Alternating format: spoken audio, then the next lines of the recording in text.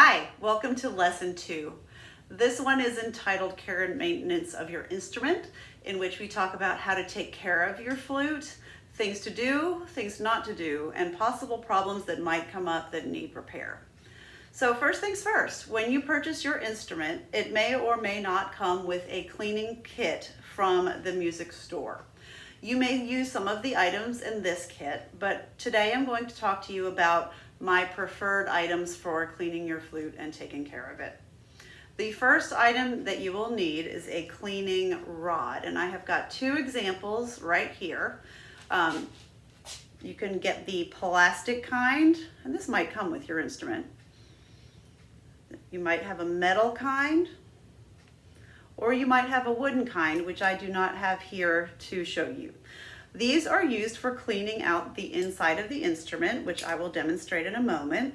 And they are also used for checking the cork of your flute, also something that I will show you later on in this lesson.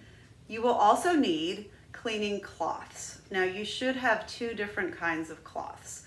The first kind of cloth is called a silver polishing cloth, and this can be used for all kinds of flutes to clean the outside. This is made of sort of a thicker material. I apologize that mine is so wrinkled. And this is used to clean the outside of the flute. It's very, very soft and it won't scratch your flute. We'll talk more about how to use that in a moment. The other kind of cloth you will need will be something to clean the inside of your flute. You have a couple options. I use this cloth sometimes, which is a cotton cloth similar to a handkerchief. But then sometimes I use this one, which is more of a cheesecloth. And I apologize that they're so dirty. I use them a lot, and yours will get dirty as well. I am now going to walk you through the process of cleaning out the inside of your flute, which should be done daily. We are going to take your cleaning rod.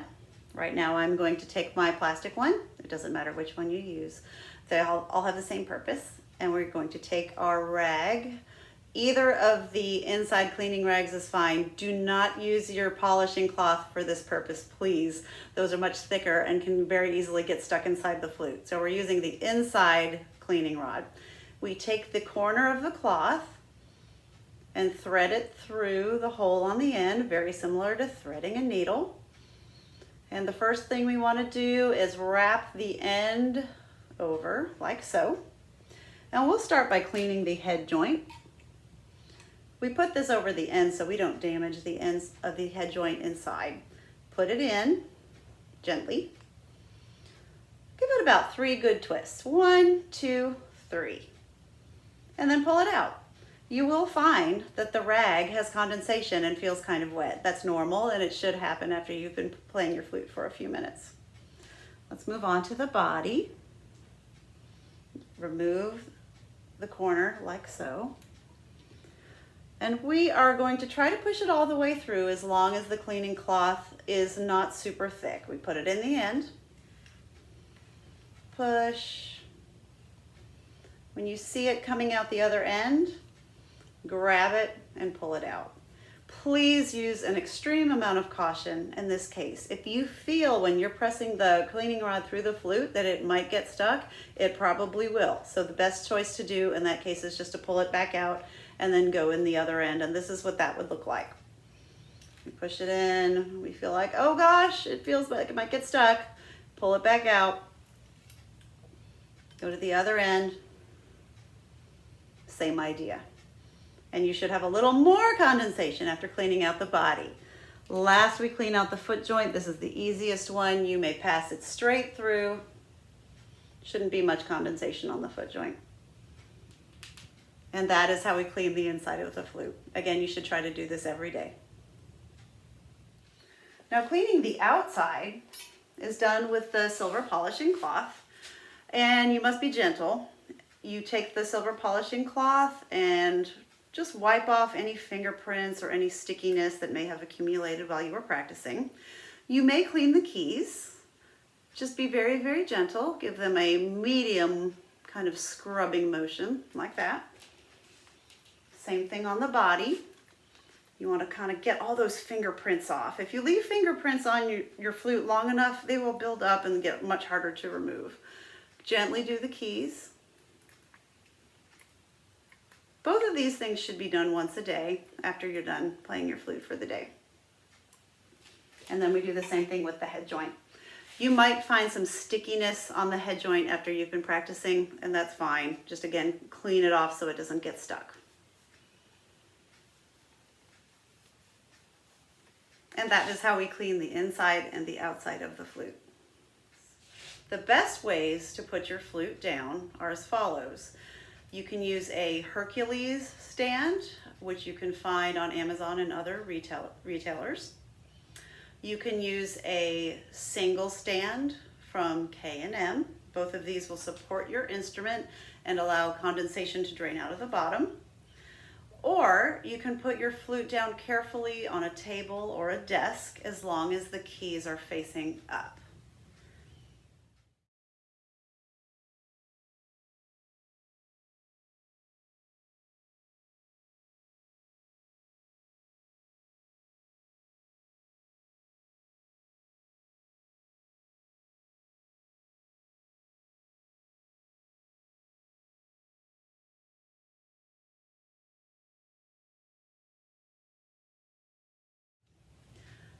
Please do not put your flute anywhere with the keys facing down.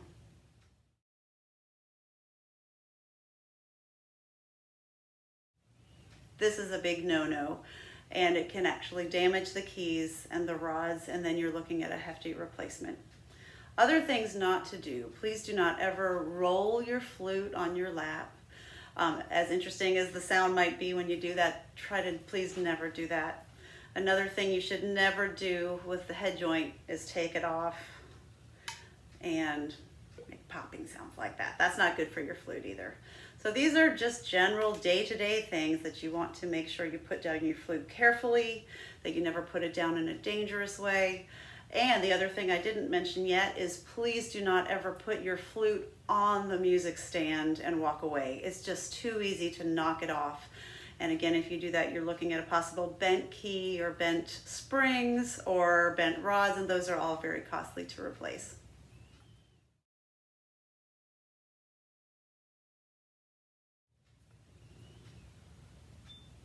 A couple more things to consider as far as taking care of your flute and taking care of things that might come up. Your music store might sell you a small vial of key oil with your cleaning kit. I have never used one of those on my flute. You don't need to use it. My advice is if your keys ever get to the point where they are sluggish and need lubricating, that you take it to the shop and you get it lubricated professionally. So my advice is to not use the key oil. Another thing you might find, especially over time, is you might find dust accumulating between the keys. If your music store has given you a pipe cleaner set, that's soft and won't damage anything, you can use that to clean out the dust between the keys. But again, I have never used one of those. When I get dust, I usually just simply blow it out. And that's been enough for me. The last thing, and this is actually very important, your keys will get sticky from time to time, especially when it's humid, and especially if you don't clean out the inside as well as you should. You will notice when you start hearing a sort of smacking sound when you lift up the keys. When you find that, it's very, very important to try to take care of that on your own. So I suggest Yamaha makes a cleaning paper that looks like this. I will also show you another picture.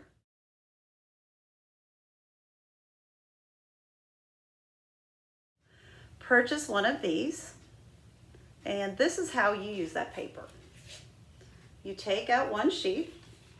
You carefully find the key in question. So for example, if this key right here was sticking, which it does sometimes, if that starts making that sticky sound, what we do is we slide this paper underneath that key, like that. It won't hurt it. And then the second step is to blot it several times, pretty hard. And when I say several times, I mean 20, 25 times, several times. Really enough time to get the moisture out of that key, because that's why it's sticking. After that, you should notice it sounds a little bit better. When you use this cleaning paper, please try not to put it in and then slide it out harshly, because that will tear these things underneath, which are called pads. And those again are costly to replace, and you don't want them to be damaged. So this sort of paper can be found on Amazon and other retailers such as that, and very important to have. So that is an absolutely essential part of cleaning your flute. Okay, just a few more words about possible problems that could come up with your instrument and how to fix them on your own, keeping in mind that larger repairs you must go to the shop to get them repaired. Your cleaning rod actually has two purposes. We have the hole at the end that we use for cleaning, but if you flip it around, you will notice that there is a very small line, very small. You really have to look for it.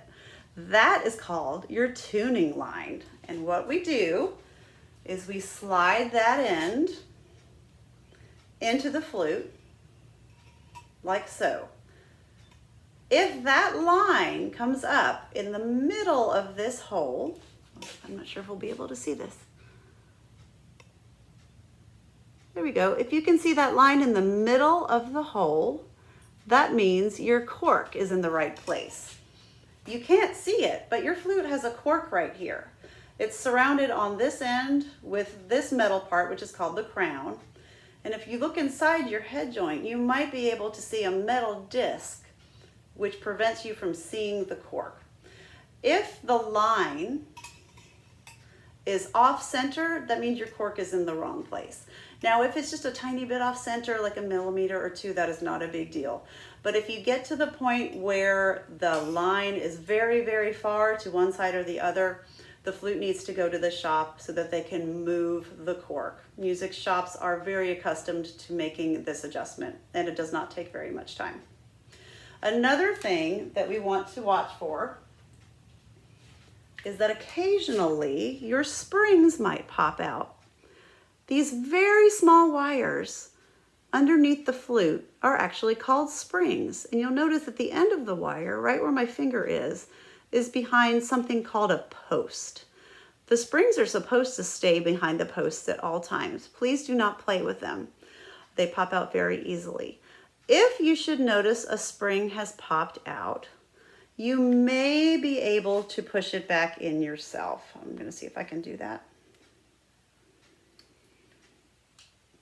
Okay. My spring right here has popped out, and because it's on the end, I'm confident pushing it back in. Carefully with your fingertip, you push it until it goes back behind the post. It might take you a couple tries.